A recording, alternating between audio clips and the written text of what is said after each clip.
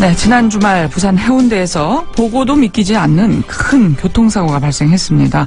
승용차 한 대가 신호를 무시하고 고속으로 달리다가 횡단보도를 건너던 보행자를 치고 차량 6대를 잇따라 들이받았는데요.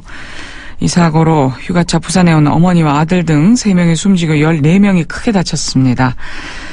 자, 사고를 낸 운전자는 뇌 질환 또 당뇨 같은 여러 질환을 앓았던 것으로 알려져서 경찰은 이번 사고와 이런 질병 사이의 연관성에 대해서 지금 집중 조사를 하고 있는데요. 먼저 이 사고를 취재하고 있는 부산 KNN 박명성 기자 전화 연결해서 자세한 말씀 좀 들어보도록 하겠습니다. 박 기자님. 네. 참 많은 분들이 큰 충격을 받았는데요. 일단 사고 상황 다시 한번 좀 정리를 해볼까요? 지난 주말 일요일 오후 5시쯤이었습니다. 부산 해운대구 해운대 문화회관 교차로 앞 도로였는데요. 이 53살 김호 씨가 몰던 외제 차량이 중앙선을 넘어서 횡단보도를 건너던 보행자 4명을 들이받았습니다. 이 차량은 신호가 바뀌고 좌우에서 교차로를 진입하던 택시와 승용차 3대를 그대로 들이받고 이 맞은편 신호대기 차량과 부딪히고 나서야 멈췄습니다. 이 교차로에 뒤따르던 차량들도 갑작스러운 사고를 피하지 못했고 교차로가 그야말로 아수라장이 됐습니다. 이 차량에 치인 보행자 4명 가운데는 40대 여성과 고등학생, 중학생 3명이 숨졌습니다. 이 사망자 3명 가운데 40대 여성과 고등학생은 이 휴가차 부산에 온 모자지간으로 확인되면서 안타까움을 더하고 있습니다. 차량 운전자 탑승객 모두 14명이 다쳐서 병원으로 옮겨졌습니다. 그러니까 이 교차로 앞에 와서까지 멈춤 신호해도 시속 100km가 넘는 고속으로 심지어는 그보다 더 빠른 속도였다는 그런 증언들도 있던데요. 이 피서인파가 몰려드는 이 주말 오후 이 해운대 도심 한복판에서 이 가해 운전자가 100km 속력으로 왜 광란의 질주를 했냐는 것이죠. 이 사고가 발생한 이 해운대구 좌동 해운대 문화회관 교차로 주변 도로는 최고 속력이 시속 60km로 제한된 곳입니다. 이 가해 차량을 운전한 53살 김호 씨는 제한 속도 이상은 달렸다고 목격자들이 진술하고 있는데요. 이 경찰도 블랙박스 영상을 봤을 때 가해 차량이 매우 빠른 속력으로 질주했고 이 브레이크도 밟지 않은 것으로 보인다라고 전했습니다. 이 사고 상황을 봤을 때 운전자는 운전하기에 정상적인 상황이 아니었다라는 것을 추정할 수 있습니다. 예. 일단 이 운전자는 혈액 검사 통해서 마약이나 음주운전 혐의는 없는 것으로 나왔다면서요? 네, 김 씨의 혈액과 이 소변을 채취해서 검사한 결과 음주와 마약 혐의는 없는 것으로 나타났습니다. 이 경찰 조사에서 지난해 9월 울산의 한 병원에서 뇌질환의 일종인 뇌전증 진단을 받은 것으로 드러났습니다. 이 뇌전증이라는 것이 예전에는 간질이라는 용어가 일반적이었는데요. 이 사회적인 편견 때문에 학계에서는 뇌전증으로 바꿔서 사용하고 있습니다. 이 뇌전증 주요 증상은 발작입니다. 이 짧게는 10초, 보통은 3분, 길게는 10여 분 정도 지속된다고 하는데요. 이 전문가들은 거품을 물고 쓰러지는 발작 현상 이외에도 부분적으로 발작하는 경우도 많다고 설명하고 있습니다. 예를 들어서 부분 발작은 이 환자가 의식을 잃더라도 기존에 하던 동작을 계속 수행한다거나 멍하게 있는다든지 이 신체가 경직되는 증상을 보이기도 한다는 거죠.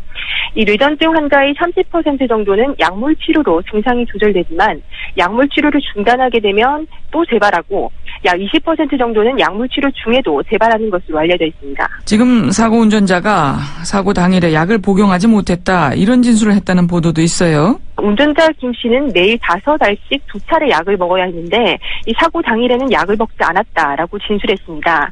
또 김 씨는 이 사고 당시가 전혀 기억이 나지 않고 이 정신을 차려보니까 병원이었다라고 진술했습니다. 과거에도 김 씨는 지난 2013년부터 3차례나 교통사고를 내는데요. 이 사고 당시를 살펴보면 이 차량이 보행로를 타고 올라가는 등 비정상적인 사고가 있었다는 점에서 이 김 씨의 뇌질환이 몇 년 됐을 가능성도 있습니다. 김 씨는 뇌질환 이외에도 여러 가지 만성질환을 앓고 있었는데요. 10년 전부터 당뇨병을 앓았고 이 병원에서 신장 혈관이 좁아서 확장하는 시술을 받기도 했습니다. 자, 이번 사고로 특히 모자지간인 40대 여성과 고등학생이 숨져서 또 많은 사람들이 이 소식에 안타까워하고 있어요. 네, 횡단보도를 건너던 40살 홍모 씨 모자가 이 신호를 위반한 채 질주하던 차량에 치여서 숨졌습니다. 이 모자는 이 사고 하루 전인 지난달 30일 경기도 광명역에서 KTX를 타고 부산으로 내려왔는데요. 이 아무런 연고가 없던 부산에 이 모자 단둘이 여행을 간 것은 이번이 처음으로 알려져 있습니다. 이 올해가 고3이던 홍 씨의 아들은 이 바리스타가 되려고 준비하려던 꿈 많은 학생이었는데요. 이 외제차 광란의 질주 사건으로 이 성실하게 살던 모자의 여름 휴가가 그야말로 산산조각이 난 것입니다. 참, 안타까운 일인데요. 지금 가해 차량 운전자도 이번 사고로 병원에서 치료를 받고 있다고 하던데요. 앞으로 수사는 어떻게 진행이 될까요? 네, 경찰은 이 국가수 감정 결과와 목격자 진술, 사고 현장 주변 CCTV 등을 확인하고 나서 이 교통사고 처리 특례법 혐의로 김 씨에 대해 사전 구속영장을 신청할 계획입니다. 경찰은 김 씨가 이번 사고로 병원에서 치료를 받고는 있지만 휴가차 부산에 온 모자가 참변을 당하는 등 모두 3명이 숨지고 14명이 다친 이 사고의 중대성을 고려해서 김 씨에게 사전 구속영장을 신청할 계획이라고 밝혔습니다.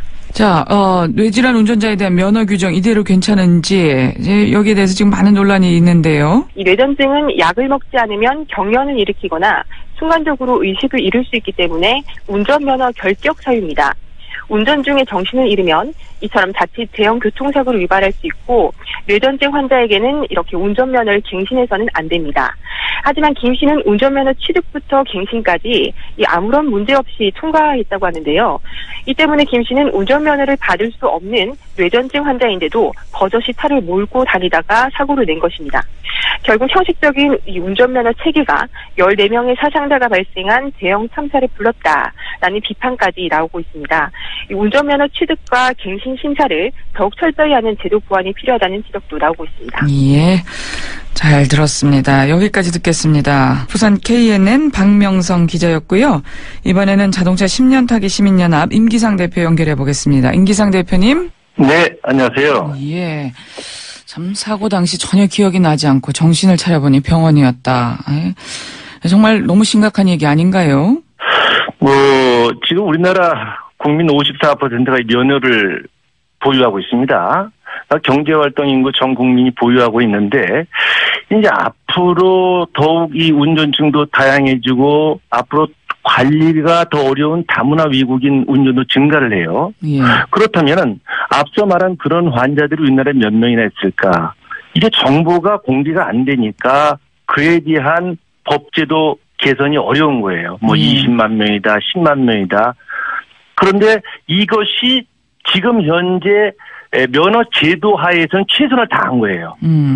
이 면허 제도가 개선되지 않고는 이러한 일이 또 발생될 수밖에 없고 또 발생이 됩니다. 예. 네. 지금 그만큼 지금 운전면허 제도에 허점이 많다는 말씀이신데, 예. 지금 이 운전자만 해도 그동안 2번의 적성검사 받고 면허를 갱신했는데도 네. 이런 질환에 대한 검증은 전혀 이루어지지 않았다면서요? 지금 적성검사를 말씀하셨으니까 우리나라와 그렇지 않은 외국의 경우를 제가 간단히 비교를 한번 해볼게요. 적성검사를 받으러 가면은 지금 적성검사를 하는 게 시각검사입니다. 그리고 나머지는 괜찮습니까?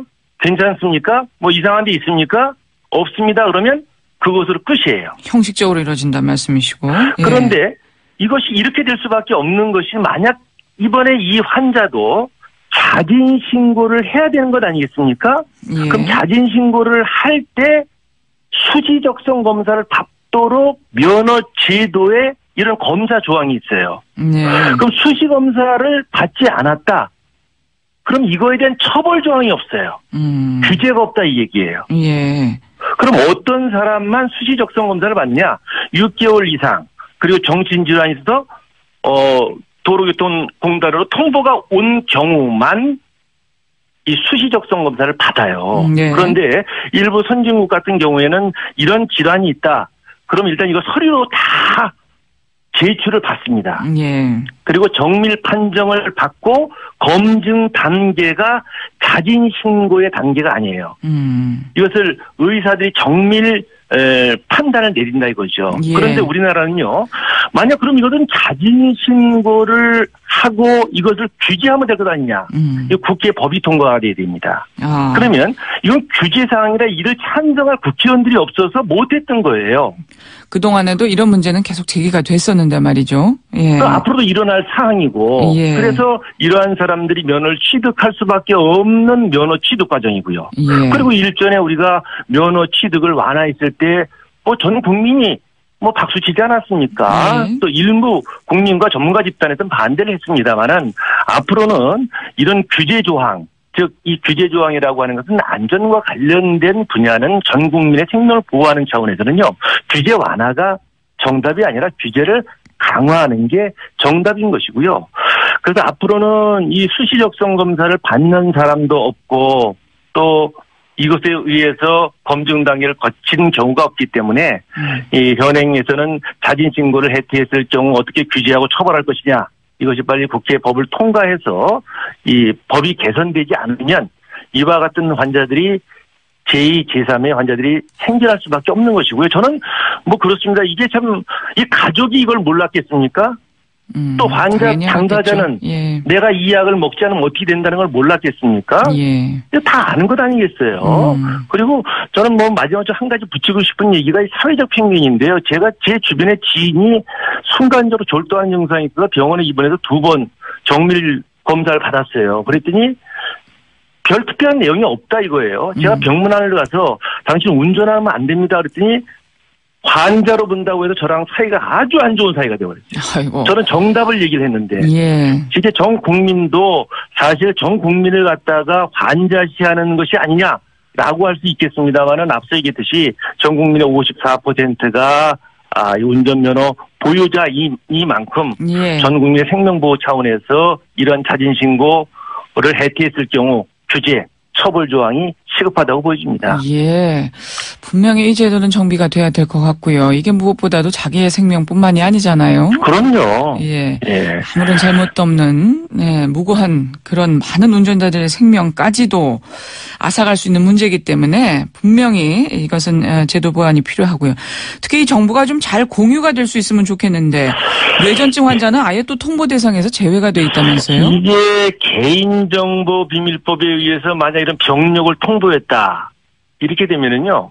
이것은 저는 이 사고 통계가 아니라 이건 의학계에서 과학적인 분석이 이루어져야 돼요. 어디까지 운전하면 안 된다는 것은 이것은 어떻게 보면 의학계에서 내려야 될 것 아니겠습니까? 이런 사고가 반복되니까 너 운전하지 마. 이것은 국민적 합의가 이루어질 수가 없는 거예요. 예. 그래서 저는 이것은 교통 전문가의 문제가 아니라 이 의학계 의사분들이 정확한 판단을 내서 여기까지는 운전하면 안 된다라고 하는 것은 본인보다 또 교통 전문가보다 의사들이 더 잘하는 것 아니겠습니까? 네, 예. 그래서 국민적 합의를 이뤄내서 이런 병력을 공개해서 아무래도 좀 안전은 우리 스스로가 보호할 수 있는 합의도 저는 시급하다고 보여집니다. 예. 일단 횡단보도 건널 때도 좀 살피고 조심하셔야 될 것 같네요. 스마트폰 보지 말고요. 예. 임기상 대표였습니다. 잘 들었습니다. 네, 안전운전하세요. 저도 여기서 인사드리겠습니다. 내일 아침에 다시 오겠습니다.